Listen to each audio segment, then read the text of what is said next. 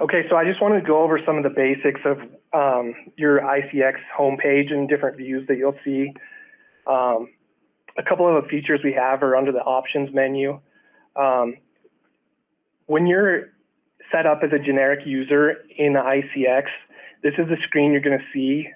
It's under bidding dashboard. So the majority of you are going to be working in the construction dashboard, and it's a lot friendlier to use. So this will give you your construction summary here, your change order if you are able to approve change orders, subcontracting and subcontract or along with payroll. So this view is a lot better to use if you're using this for day in, day out without bidding work. So again, that's under options, bidding dashboard. You know, you'd be able to set up your bid when you're once a month when you're bidding projects, whereas the construction summary or the construction dashboard is a lot more useful for daily use for the majority of you people. So another feature that we have is the Save As You Go feature. You can toggle this on and it'll help if you forget to save. It'll update your work so you don't lose it. If the internet goes down or something, you may not lose everything that you've been working on. It'll save up to a certain point. Also, I wanted to stress make sure you log out every time you finish your work. You're going to want to do that rather than closing the program up here. You'll lose everything that you've worked on if you do that. So you're going to want to make sure you save, then you log out, then you can close the browser. Another thing that I wanted to point out was we have updates almost weekly where they're fixing glitches or enhancements within the program. So if you call Dwayne or myself or Charlie for assistance, usually the first thing we're going to say is, have you cleared your cache? So I was just going to stress the importance of that. Basically what the cache does is it'll save basically quick links so the page will upload faster than it would if it didn't have the cache stored. So we're always going to ask you to go to your history and you're going to clear your browsing history. It'll say, do you want to clear your cache as well? And always say yes. So if you're running into issues on a regular basis, if you're getting a lot of errors, go ahead and try that. It may save you a call, and then, of course, if that doesn't work, you give our office a call and we'll help you get through anything you need or report the bugs to the developer. The next thing I wanted to discuss was your company info tab. This is becoming more and more critical that it's set up correctly with our workflows and all of the notification emails that certain tasks are sending out. Under the company details, this is a generic email that we typically set up with the president of the company when your company is set up. Your payroll email will receive all your payroll correspondence. But this email address is very, very important. If it's your president of your company and he or she is not a local member or not active in CMS, it may be better suited to an individual that is familiar with day-to-day operations, because this email address will be getting a lot of the notifications. For example, when you create a payout or an E-139 for a subcontractor, the payment is going to go to the subcontractor and it's going to go to this email address right here. So be sure that person is involved and will distribute emails as they come along to that person. You know, we've suggested setting up email filters if they have project numbers to their certain project managers. You can set up filters to filter all that and forward it on to the correct project manager. Along with the payment approved, it'll go to the prime contractor, this email address, along with the subcontractor, this email address, and the submitting user. So oftentimes those are going to default to this particular email address. So be sure to look in there and make sure it's correct. If you do want to add multiple people to this email address, you go right behind the V, add a semicolon, and start typing the next email address, no spaces, and that should give you multiple people to send the email to. So if you want to leave the president of the company on just for as a FYI, do so, and then add people as you see fit. That'll help the program function. Make sure you save any changes. Also, you guys have access to set up all employees within the company. Just make sure you fill out their name. It's critical that you would, if you want this to go to a submitting user, this person has to have an email address in here. So make sure you put in that information when you set the person up if you want to get them to receive the notifications.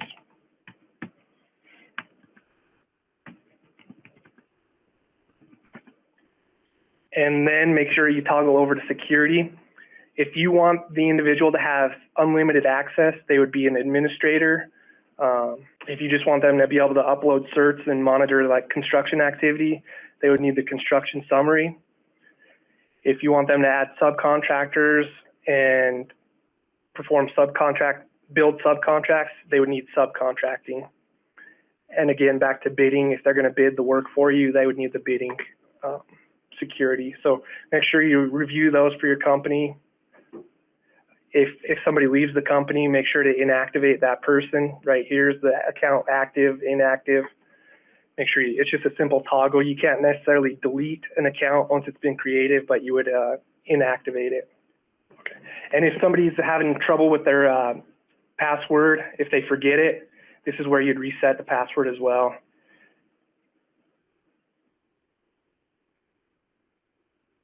You would just click this magnifying glass over here, and you would just type in your new password and it'll be reset.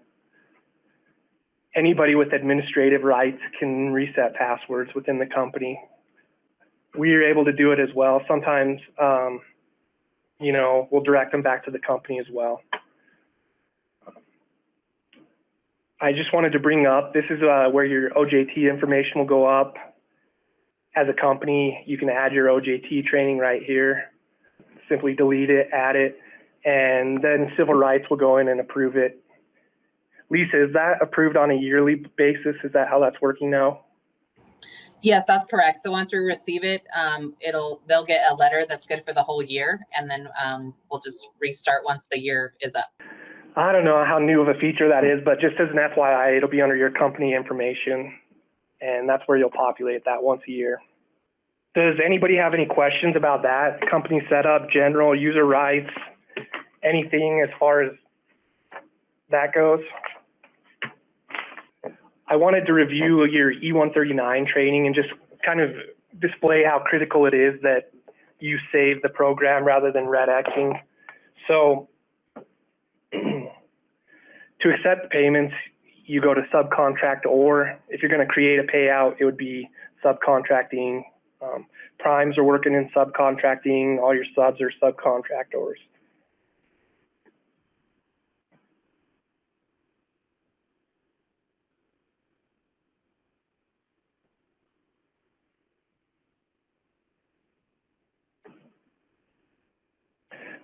So I'm going to go in and review this payment. An easy way to review it, you can look at your bid items through the magnifying glass, see what was paid, the quantity, pay quantity, unit price, and the total, or you can review the E139 before you approve it. Make sure you verify and everything's correct. We have this statement at the bottom. If anything is incorrect, do not accept the payment. Rather get it resolved before approving.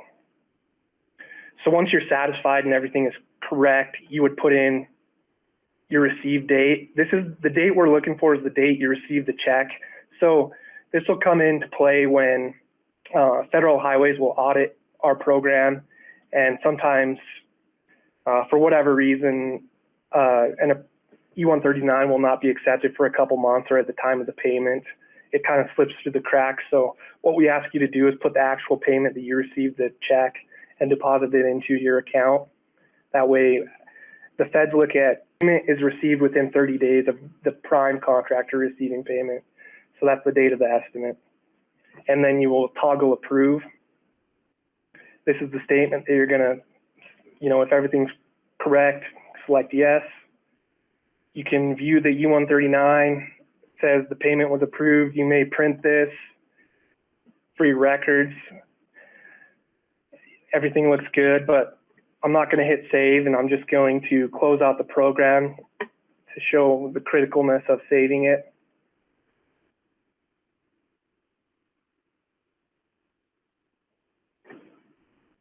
Come back in.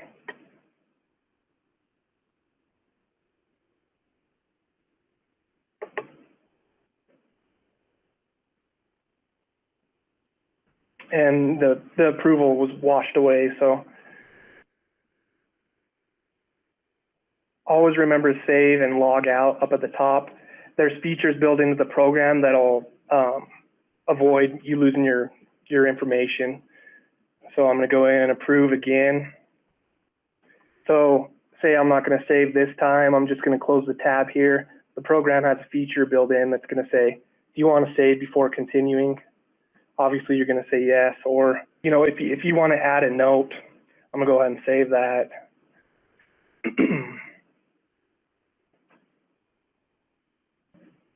Okay, if you go in and look at your E-139 and you want to say, add a note to the prime contractor, kind of to get notification going, you can add a note and you can append the note. You could say something like, retainage is still being held.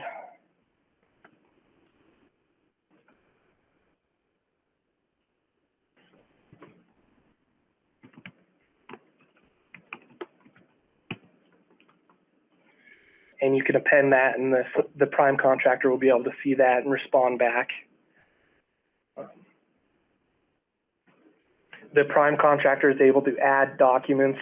That would be any backup documentation that they need for the payment. So those are available, and the prime contractor and subcontractor, you can append notes back and forth to each other. So does anybody have questions on payout or E-139? So as the prime contractor creates this E-139, the notification will go to the president of the subcontractor or whoever's in that email address. So again, just as a reminder to make sure that's going to the correct individual, put as many email addresses in there as you need, and that'll help. I approved this, and YDOT does not log into iCX, and other subcontractors do not see your company information. So I was just going to go in here and show that it's locked with another user. So I logged in as Wes Jims. Hey, Wes. Yeah. Hey, quick question. A member couldn't get unmuted, so he wanted me to ask the question about what security setup is required for employee entering certified payroll. Do they need to be administrator? For payroll? For payroll, correct. I believe there was a payroll setting. Let me verify it though. Okay, thank you. Yeah.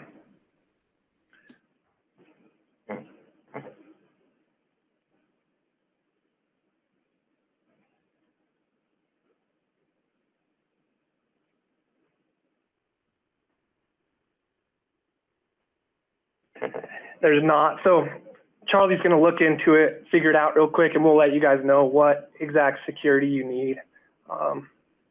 So just a minute on that. He'll do some quick research. All right, I apologize that I don't know that off the top of my head. I think it's just construction summary. This is Quint Davis. Okay, just construction summary. Okay, we'll verify it and shout out in a second. Might be something we want to put as a separate security setting too, though. Okay, I'll note that. Maybe under the subcontracting. Okay. Yeah, we'll make a note and look into it. Okay, so I'll come into that same subcontract and just display that it's locked. So, and once you accept it, you can't go back. It would need to come to the developer, or it'd be quite a bit of work to get taken back the approval. So we'd have to reset the record with our developer. So yeah, there I'm unable to do something, but I can go ahead and approve a separate record.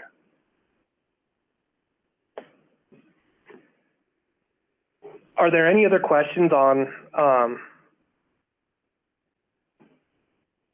E-139 or payouts.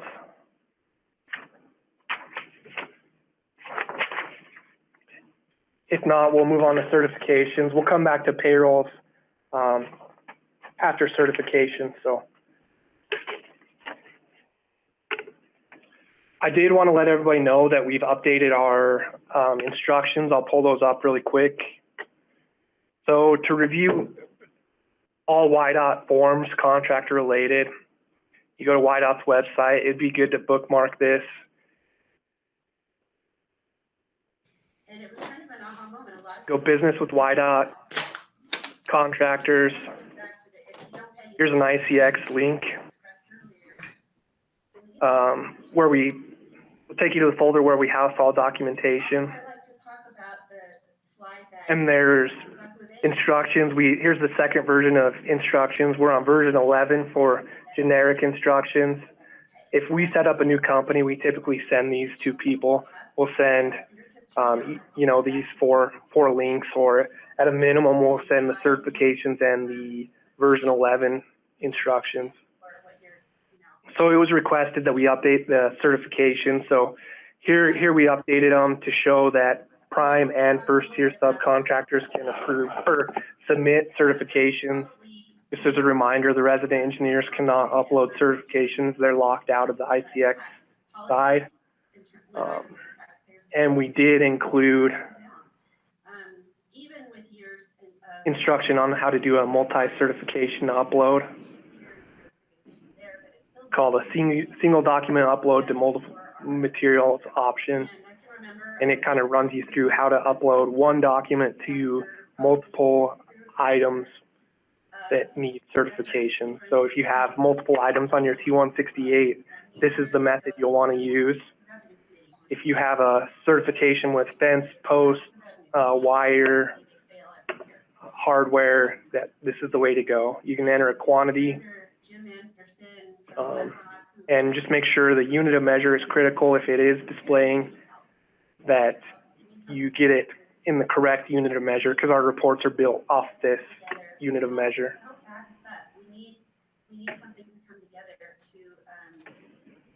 So those have been updated. Thank you for the reminder prior to the training. So we got that refreshed and updated. Another question was, is there a search checklist that the engineers have, what they check and how they check it? So I was just going to kind of go through what exactly they're looking at. We do have an internal document that was kind of like a learning how-to document, much like the version 11 iCX instructions that you guys have. I'll just pull it up and you guys can see it. We can make it available to anybody on the training that would like. It could give you just an idea of what the engineers are supposed to, kind of a general walkthrough on what they're looking for system-wide. It's really generic, just kind of the reporting capabilities. It kind of stresses on to review what the materials lab has required up in the item description and the acceptance criteria to make sure those are meeting the requirements of the contract.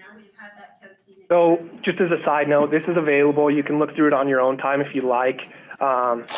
Katie, is it okay if they ask you and we can forward the information to you, or how should we get this distributed? Does anybody have an idea? Does everybody want it, or do just a couple individuals want to see this? If you go ahead and send it to me, Wes, I'll make sure I get it emailed out to everyone. Okay, that'll work. Most importantly, though, I wanted to address the acceptance criteria. So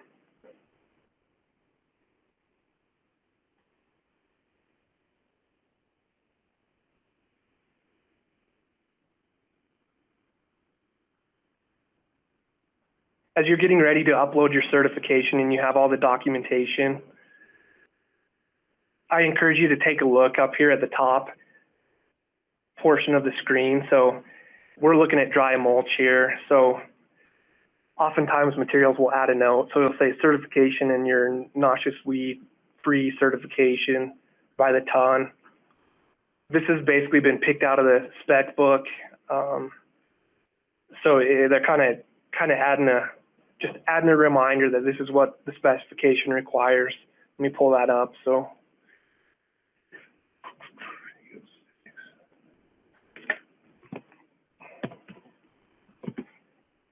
it's often oftentimes we'll see the T168, but we'll be missing the backup documentation. So dry mulch, oftentimes what we're missing is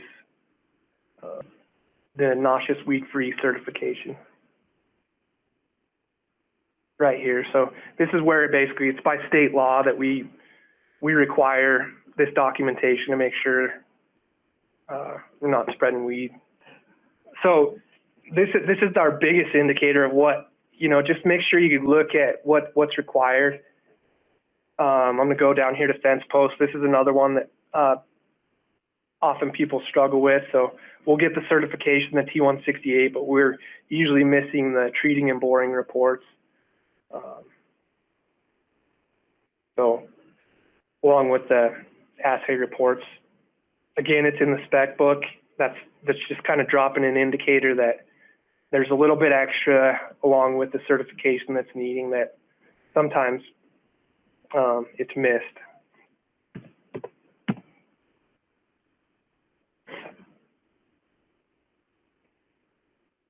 So there's your certification and reports right there.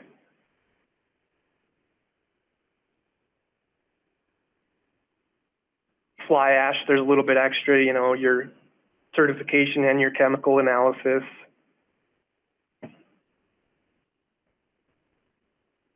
We have a specific example here with mechanical splicers. This was a perfect submission here. So here we have the certification and mill tests. That means we need our Buy America certification. So this is toggled Buy America required.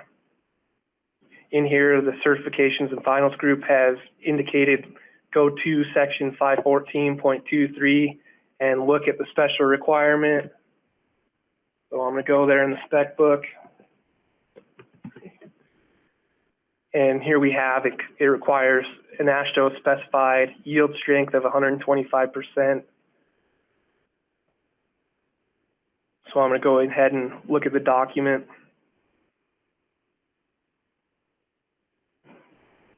So here's the certification. That's exactly what we're looking for there. And in this document here is where we have the 125% of yield strength right here. So that's all your AASHTOs and ASTMs are correct. And there is Buy America documentation, and the mill tests are all encompassing. So this is a really great example, and of course it was accepted in accordance with the contract. So just make sure you review up here the acceptance criteria, make sure you're not missing anything. And then as far as reporting capabilities, this is the unit of measure we're looking for. So, it would be it varies. Make sure your unit of measure matches this and convert it to where the reporting capability works correctly. If you have any issues, contact somebody within your office or, YDOT personnel if you have questions on the certification. Does anybody have any questions here? Seeds is another one that we need the seeds analysis reports. You guys are used to submitting those. That's the way we calculate our pure live seeds. So again, if it's in the spec book, typically Ken's crew will note it here and say there's something additional that they're looking for besides the T168. As far as notes, I'm going to come to another project. So if the materials group finds certain requirements when they're reviewing the project, they'll add notes and say, for a lot of bridge stuff, if there's a list of approved products, they'll say see sheet B2 for approved products. So, you can open the plans and go to sheet B2 and it'll give you a list of available products that they're already used. Here we have the for suppliers that are approved and the products that you should be using. So that's kind of like our list, our checklist of what we're looking at. Again, we'll make sure that there's a quantity that make sure that the quantity is enough for the certified installation. That's another thing that the field will be checking. Are there any questions there on certifications and what is required? If this unit of measure is blank, this is not a measurable quantity. This means like the materials program isn't necessarily looking for, you know, tubes, pounds, gallons of whatever this material is. They just want to see a certification with whatever's brought to the job. So I was going to touch on this. If the certification is rejected, you should be seeing a YDOT comment as to why it is rejected, what you need. There was a question about a notification on the exact reason. We're just not quite there yet. It may be coming in the future, along, you know, similar to what the payroll, the reasoning why the payroll was disapproved. But right now, if the resident engineer's office isn't giving you any information on why the cert is